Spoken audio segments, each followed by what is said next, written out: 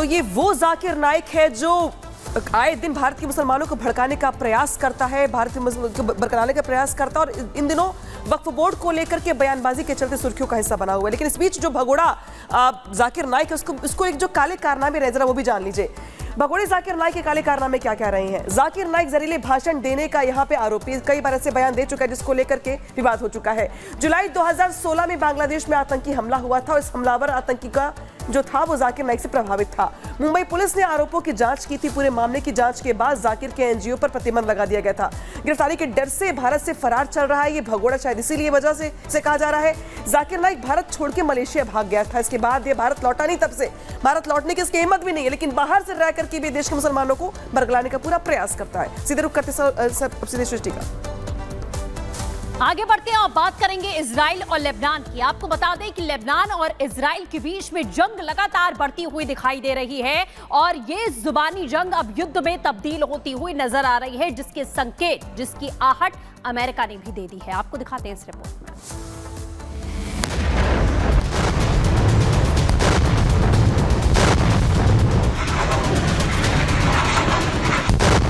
क्या Israel Lebanon युद्ध का अलार्म बज गया? हम ऐसा इसलिए कह रहे हैं क्योंकि पेजर वॉर के बाद लेबनान और इजराइल आमने सामने हैं। दोनों देशों के बीच रॉकेट और ड्रोन वॉर जारी है। बमों के साथ साथ जुबानी तीर भी चलाए जा रहे हैं। रविवार को हिजबुल्लाह ने इजराइल पर सबसे बड़ा हमला किया।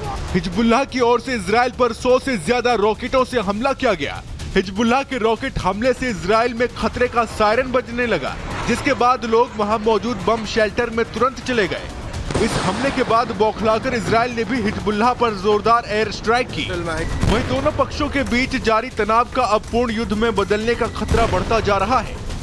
डिफेंस एक्सपर्ट्स भी इस बात से इनकार नहीं कर रहे। देखिए क्या हो रहा है, अभी आप देखें तो ग्राउंड ऑपरेशंस के पहले, जिसके लिए उन्होंने इजराइल ने 3 डिवीजन वहाँ पर लगाए हैं। 98 डिवीजन है, 36 डिवीजन है और ये इन्फेंट्री डिवीजन है जिसमें आर्मर भी है, जिसमें पैरा कमांडोज भी हैं। इसके अलावा 210 जो है कि आपका गोलान हाइट के अंदर में जो एक डिवीजन है उसका पाइन ब्रिगेड है। इसके पहले जो वो कार्रवाई कर रहे हैं उसके बारे में हमको जानना जरूरी है। सूत्रों के मुताबिक इजराइल कभी भी लेबनान पर आक्रमण कर सकता है। इसके लिए इजराइल ने पहले ही अपनी उत्तरी सीमा पर हजारों की संख्या में सैनिकों को टैंकों, तोपों और दूसरे सैन्य साजो सामान के साथ तैनात कर दिया है। गाजा पट्टी से वापस लौटी सैन्य टुकड़ियों को भी लेबनानी सीमा की ओर भेजा जा रहा है। इजरायली लड़ाकू विमान भी लेबनान के ऊपर उड़ान भर रहे हैं। सारी दुनिया को इस बात का बहुत बड़ा खतरा है कि जो इजराइल हमास वॉर है, इजराइल हिजबुल्लाह वॉर है, इजराइल हुती के बीच जो चलेगा, क्योंकि वो सारे हमास के कॉज को सपोर्ट कर रहे हैं, पैलेस्टीन कॉज को सपोर्ट कर रहे हैं। तो ये किसी भी समय एस्केलेट हो सकता है, जिसमें ईरान भी आ जाएगा, क्योंकि ये ईरान की तीनों बड़े क्लोज एक्सिस ऑफ रेजिस्टेंस में पार्टनर्स हैं। लेकिन इस वक्त जो हिजबुल्लाह के साथ में जो ख़ास तौर से पेजर्स और वॉकी टॉकीज़ और इन सब में जो टेक्नोलॉजिकल अटैक के थ्रू काफ़ी सारे लोग मारे गए, जो दहशतगर्दी हो गई है वहाँ पर, उससे सारी दुनिया में एक बड़ा अजीब तरह का माहौल है।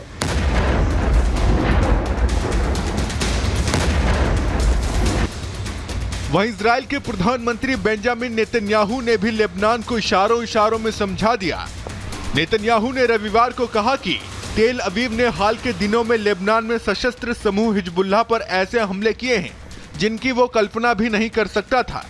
अगर हिजबुल्लाह ने संदेश नहीं समझा है तो मैं आपसे वादा करता हूं कि वो संदेश को समझेगा। लेबनान के दक्षिणी और इजराइल के उत्तरी इलाके का माहौल इस वक्त ठीक नहीं है, क्योंकि युद्ध के खतरनाक अलार्म के बीच अमेरिका ने महातबाही का नया हूटर बजा दिया है। अमेरिका ने लेबनान में रह रहे अपने सभी नागरिकों को लेबनान छोड़ने का गाइडलाइन जारी किया है। इसके संकेत साफ हैं, क्योंकि इजराइल कुछ बड़ा करने वाला है।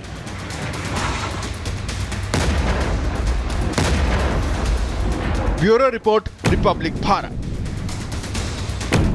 और चलिए अब बात करते हैं इंडियन आर्मी के अदम्य साहस की, जिसमें एक तरह से कहें कि बड़ी उपलब्धि शामिल हो गई है। सियाचिन से इंदिरा पॉइंट तक का सफर कैसे तय किया गया और कैसे एक नया कीर्तिमान स्थापित किया गया है, 1 मिनट की रिपोर्ट में दिखाते हैं। भारतीय सेना क्या कुछ कर सकती है ये पूरी दुनिया जानती है। एक बार फिर भारतीय सेना की टेरिटोरियल आर्मी ने अनोखा कारनामा कर दिखाया है। मौका था टेरिटोरियल आर्मी के प्लैटिनम जुबली सेलिब्रेशन का, जिस मौके पर सेना ने सियाचिन ग्लेशियर से इंदिरा पॉइंट तक लगभग 5,500 किलोमीटर की दूरी तय की है। इस एक्सपीडिशन की शुरुआत सियाचिन ब्रिगेड के कमांडर ने सियाचिन ग्लेशियर से हरी झंडी दिखाकर की। 21 सितंबर को टीम 54 दिनों की लंबी यात्रा पूरी करते हुए इंदिरा पॉइंट पहुंची।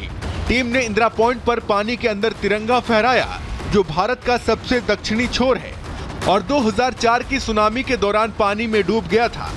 22 अगस्त को टीम दिल्ली पहुंची थी, जहां उन्होंने नेशनल वॉर मेमोरियल पर श्रद्धांजलि अर्पित की।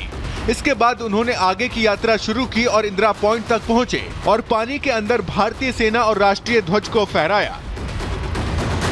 Bureau report, Republic Bharat. और यार रुक रहे छोटे से ब्रेक के लिए। ब्रेक के बाद भी खबरें लगातार जारी हैं। ब्रेक के बाद दिखाएंगे आपको राहुल पर शाह का पाकिस्तान वाला